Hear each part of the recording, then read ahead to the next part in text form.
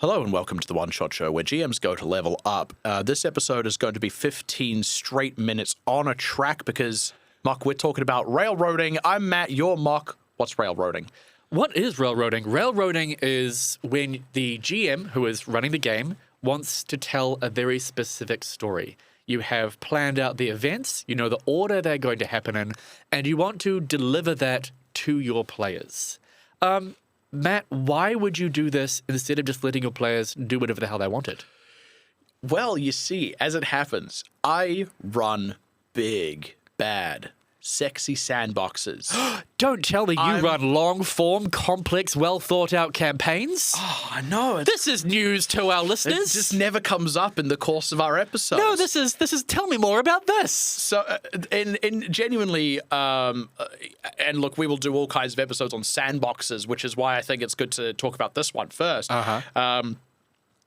Railroading is this very interesting thing to me because it's generally considered a bad thing, and I think for the most part it is a bad thing. Railroading is a sign of a GM who can't think beyond whatever idea they've had, and there's a point where you should just go write a book. And I would very strongly disagree, but please finish your thought. Well, I was going to say I think in reality it's not as bad as it might seem, right?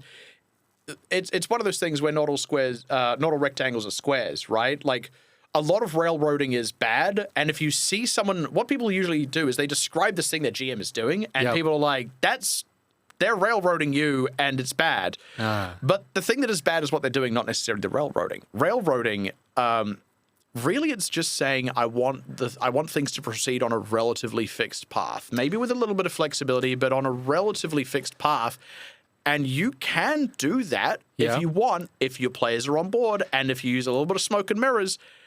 The bad version of it is when you sit down and you've planned this one thing and there's only one way to solve it. Yeah. That's a failure of design.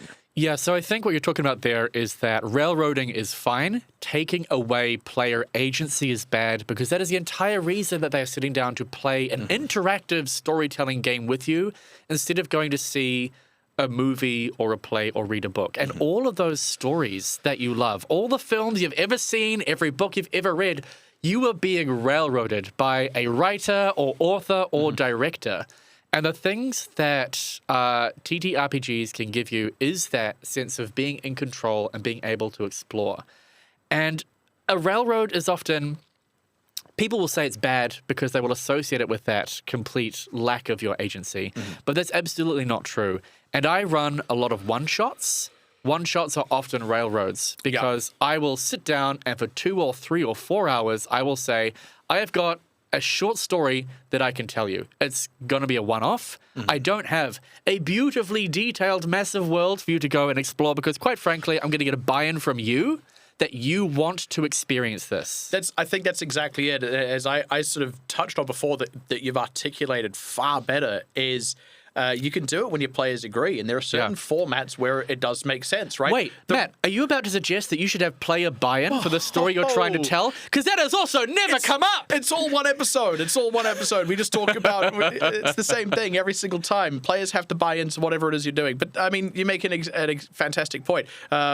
The reason that I pick up books and read them and watch movies is because I'm interested in the directed experience that creator is trying to deliver me. Now, one of the cool things about RPGs is it's a little bit looser, right? Like maybe, every scene isn't going to play out exactly the same, but the overall beats are going to be the same. We're going to start it here, and we're going to have, a tragic loss here, and we're going to have a significant increase in power here, and we're going to defeat the big bad guy here. But all the details along the way and the specifics of how those look can and will change. If you're running the same one-shot over and over again, and your players are sitting down going, look, I know that we're going to have this relatively directed experience. My agency as a player is to bring...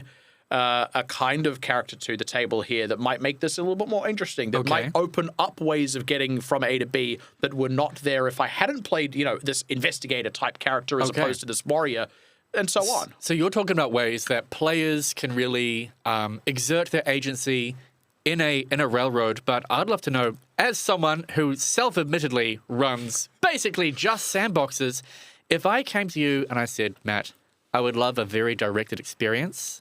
I would love for you to run me a railroad. How do you make a railroad engaging for the players and give them that sense that they still have control and they are experiencing a personalized adventure for them. It's all smoke and mirrors, baby.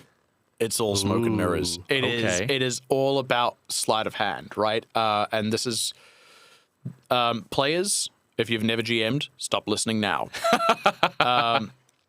It is very possible with just a little bit of work to plan exactly one thing and exactly one solution and one outcome to everything in the course of a session and have the players the whole way through think it's their idea. Ooh. You have to lead them into it, and it takes a bit of work. It takes a bit of effort. Have you ever had work commissioned by a designer? No, I They can't will say I come have. to you with 4 options, and then you go, I really like that option. And they're going to go, I knew you'd pick that one. Ooh. Right? It's a little bit like that. So it's a little bit of like mind games with your players and leading them by the hand towards a solution that you've already planned? Like a little bit, right? Okay. A little bit.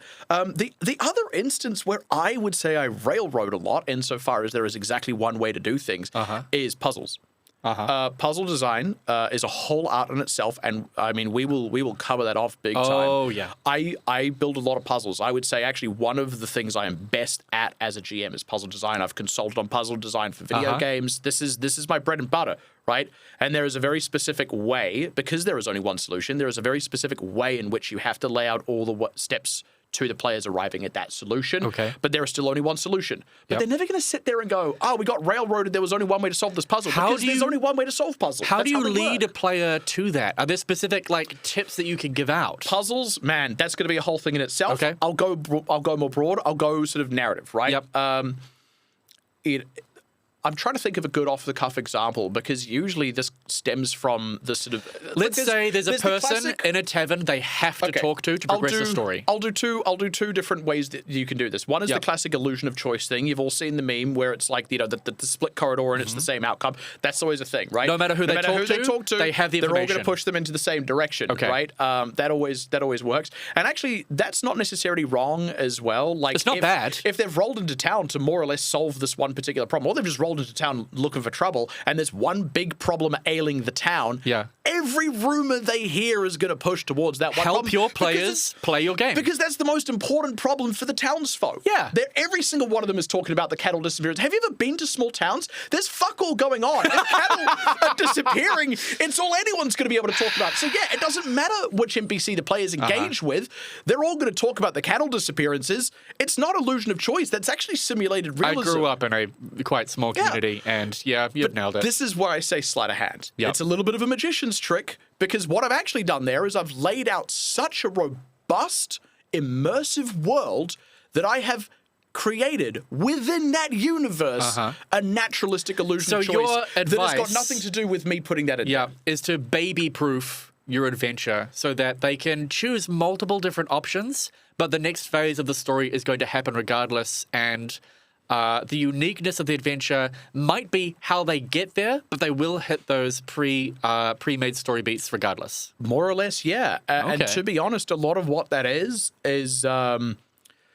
I often talk about gated progression versus graded progression, which is going to be, again, a whole conversation in itself. Okay. Gated progression is perfectly normal and reasonable. An example of it is, let's take a Metroidvania, right? Metroidvanias are full of gated progression. There are gates in the games that you cannot get past until you have this tool, and you can't get that tool until you beat that boss. That's it, right? And usually you can only do it in one particular order. But Metroidvanias are famous for being big open places, right? That you can often explore in less linear orders. There's a lot of ways to get to things, but at the end of the day, there are gates that you can only pass with one particular way after you've done one particular thing. That is a form of railroad. Again, it's the illusion of choice. It doesn't matter how they get to this the thing that gives them the key to get past the gate. They still have to get that key and get past What that it gate. sounds like you've just done there is a bunch of tiny little miniature sandboxes with maybe just a few little options, and then a gate that functions as a railroad, and then you're kind of putting these little things together. Bingo. That is how a lot of adventures really do work. And in fact, there's no such thing as like railroad versus sandbox.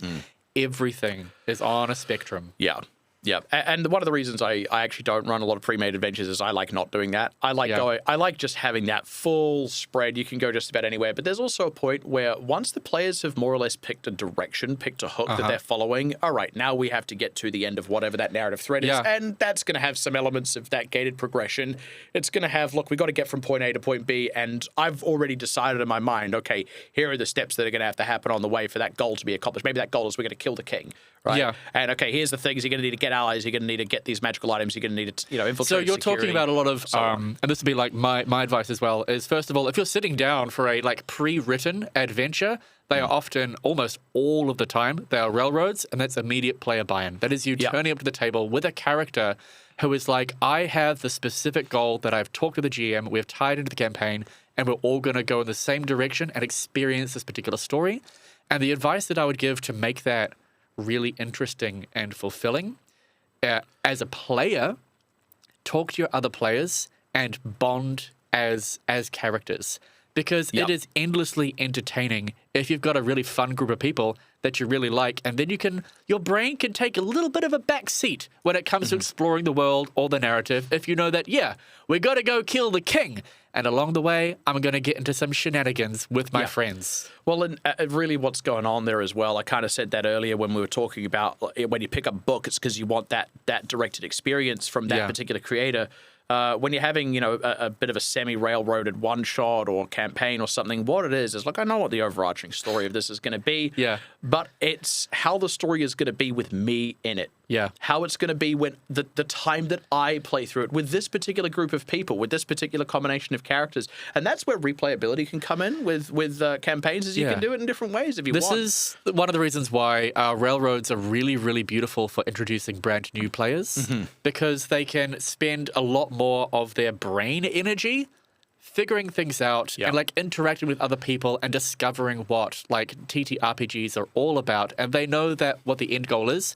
You don't have to focus so hard on the notes and the puzzles and the clues and the sandbox of adventure that lies before them. Yeah. I also want to just say this, and I will go into a lot more detail about this when we eventually talk about sandboxes, but a true sandbox, a true 100% sandbox, if your players go, we want to kill the king, and I go, okay, and then the players have to figure out every step along the way, that blows.